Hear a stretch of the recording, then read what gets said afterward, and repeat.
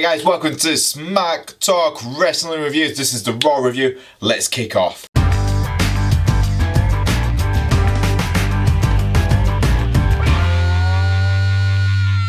So we started off the show with Roman Reigns and Bray Wyatt cutting off, which I gotta say, a very good promo.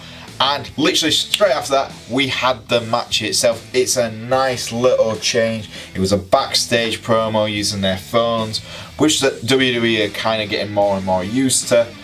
But the actual match itself was a really good match. You had Bray Wyatt, Roman Reigns, hard hitting. It's like the Survivor Series match, which we saw a few years back.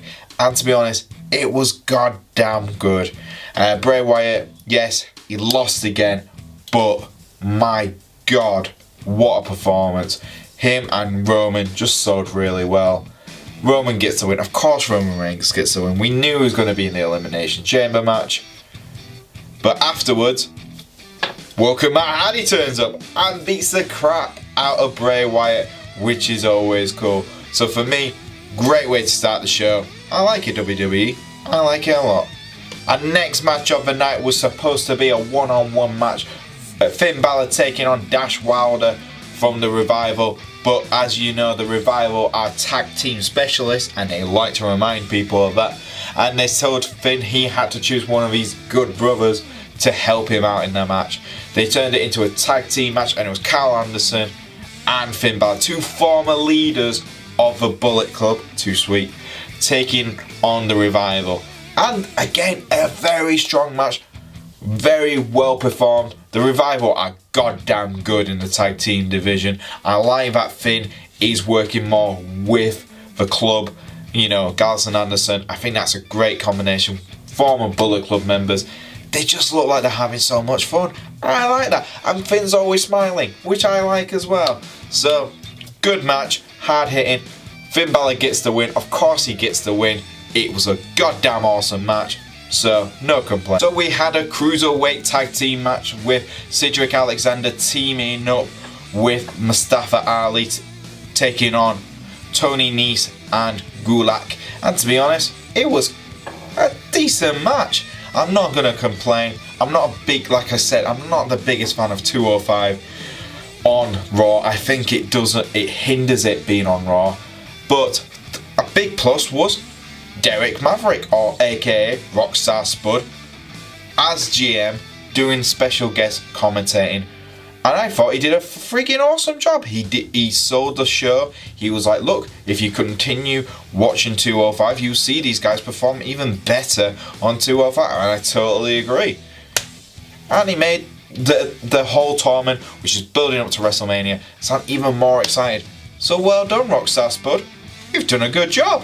So we had Kurt Angle come out and pretty much explain who's taking part in the women's first ever Elimination Chamber match. Obviously we already knew Alexa Bliss was going to take part because she's defending her Raw Women's title, which is pretty damn cool. But we also found out that we've got Bayley, Mickie James, Sonya Deville, Mandy Rose and Sasha Banks.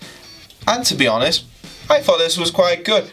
Well performed by Alexa Bliss. She comes out, she's not very happy. Of course you're not going to be happy. It's near WrestleMania season. You're the champ and you've got to defend your title, not just in any normal match, but in the Elimination Chamber match, which is probably one of the most hard-hitting matches you can be in, apart from Hell in a Cell. And she sold it off quite well. She said, well, why do I have to defend my Raw Women's title when Brock Lesnar doesn't even have to defend his? That's just sexist. And you're sexist, Kurt Angle. You're sexist. And I thought, yes, this is quite clever. I like how they've spin in this. Because, yes, a lot of fans have been complaining, well, Brock doesn't really defend his title that often. He has recently, but not as often as Alexa has. But then Kurt Angle did point out that she hasn't had to defend her title since October. So, you know, there's no way she's getting out of this match. But again, the chemistry between Kurt Angle and Alexa Bliss was really well performed.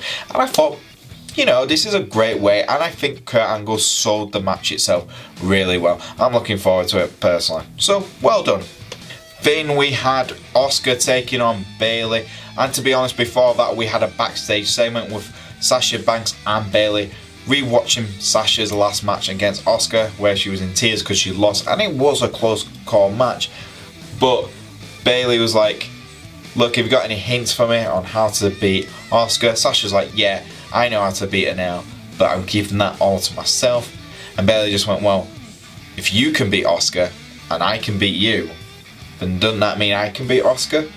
And that was a good way. I think Asuka, you definitely can see Bayley versus Sasha coming up very, very soon. Maybe after Mania, but Sasha's definitely turning heel very soon, and you can tell.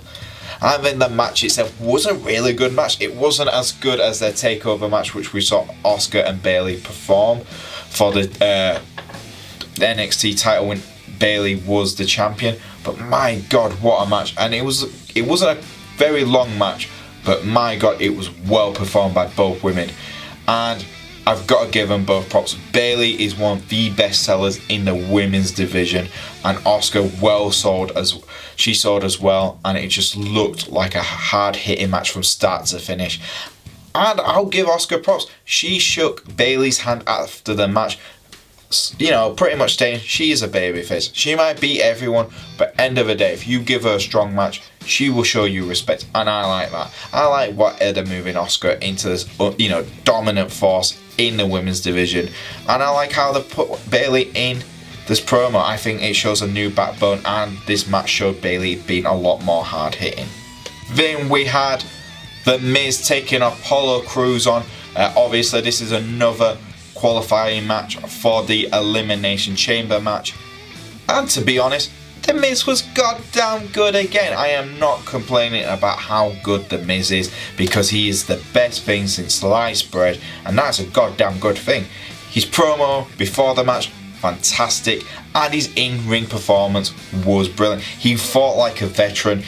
You know, everything he did was actually very intelligent, and I gotta give Apollo credit. He sold well, and the way he performed, he's less smiling. But that's a good thing, Apollo. Less smiling, I like that. It looks like when you're hurt, you're not smiling because you're hurt. That's a good thing. I like that. And then obviously, The Miz using the top rope, kicking it. Apollo's going to go down, hit himself in a certain area. Skull crushing finale. 1, 2, 3. The Miz is qualified. And I like the idea that The Miz thinks he's going to be main eventing WrestleMania as the Intercontinental Champion, and soon to be, as he said, the first Universal and Intercontinental Champion. I would love to see that, but we know that's not going to happen. But God, it was a good match again. Then the next matchup was The Bar taking off Seth Rollins on what was supposed to be Jason Jordan, but because of backstage events, that didn't happen. Jason is still injured. This is, I think, his real life injury. So Seth was really annoyed. Kurt Angle looked like he was about to forfeit the match itself, but Roman Reigns comes up. Seth Rollins and Roman Reigns taking on The Bar. And again, I'm not complaining. Those two were good tag team partners back when they were in the Shield. And it was great to see the massive reaction Seth Rollins got back in his home state, which is goddamn awesome in my opinion. The Bar obviously are one of the best tag teams in all of Raw, and them being champions right now makes sense. The match itself was a good match, and Seth Rollins had one of the best performances I have seen in a long time in his career. Let's be honest, when the crowd is shouting, "This is awesome," after he's just done an absolute combination of fantastic move after fantastic move, and he's with the right opponents. Sheamus and Cesaro just work so well. Even Roman got less booed than I usually hear from that crowd, so that was goddamn cool. Then Jason Jordan comes out to help his partner in some way. Doesn't help in any way. Sheamus and Cesaro are trying to run away with the belt, so like, hey, we got champions advantage. We could get count out and still be champions. Jason Jordan tries to stop him. Doesn't work. Cesaro tries to hit Jason. Jason hits him back. Obviously, Roman Reigns and Seth Rollins are disqualified. The Bar keep the belts. But this is a good way to build the feud between Jason Jordan and Seth Rollins, because the backstage segment where Seth is cursing out Jason Jordan was goddamn awesome. And Kurt Angle just told Jason to go home. Because let's be honest, Seth Rollins has to beat Jason Jordan at WrestleMania. It just has to happen. Then we had Nia Jax taking on a local jobber. And that was it. She beat her in very quick time. Obviously she talks about her match at Elimination Chamber, that she'll be taking on Asuka if she beats Asuka at the Elimination Chamber match pay-per-view. She will also be added to the main event of Asuka's Raw Women's title. So I thought that was pretty damn cool. Quick match as I speak of. But yeah, Nia Jax. That was kind of cool. Then we had Mickie James taking on Sonya Deville from Absolution. Yeah, what more can you say? It wasn't going to be anything special. It was a decent match. Both women put on a performance. It looked like Mickie James actually busted Sonya Deville's nose at one point. But apart from that, it was quite simple. Mickie James got the win, a quick pin. I'm not going to lie, it doesn't really take any away from Absolution, because the main character from Absolution, Paige, is injured right now. So for me, doesn't make a difference for Absolution's perspective. And after that, Mandy Rose and Sonya Deville attacked Mickie James. She's in the ring corner trying to defend herself, and Alexa Bliss comes out and saves her. Obviously this is a work for Elimination Chamber, and we know that Alexa Bliss is trying to make a partner for that match. But I like the little seeds that they're building in, like Alexa's going to try and be good just so she can have an ally in that match. That's a very smart move. We get to our main event, which was a triple threat match, which was Elias versus John Cena versus Braun Strowman. The winner would come out last in the Elimination Chamber match. Again, Elimination Chamber match is the main focus for this whole next couple of weeks, and I like it. I like that everything is building up to this pay-per-view. And I'm not going to complain. Elias' stupid song singing bit at the start, it does annoy me. I like certain bits, but there's others where I'm just like, come on, can we get on to the wrestling? John Cena interrupts him, that's fine, that's what John Cena does. And then we had Braun Strowman come out, and let's be honest, everyone expected Braun Strowman to win this match. When you think about it, let's be honest, if I said Braun Strowman versus Elias versus John Cena, you'd think Elias would get pinned by Braun, doesn't make John look weak, and it keeps momentum for Braun Strowman. No, that's not what happened.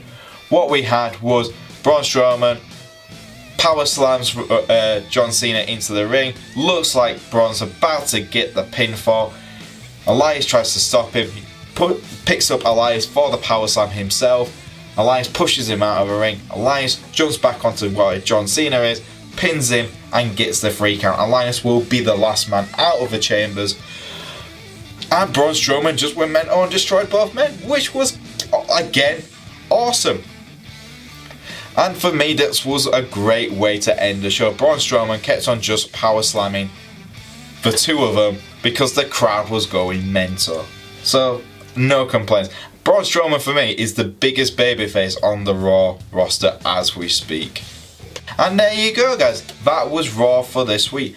What did I think of it? I thought it started really strong and ended really strong. Yeah, some bits in the middle I didn't really care for.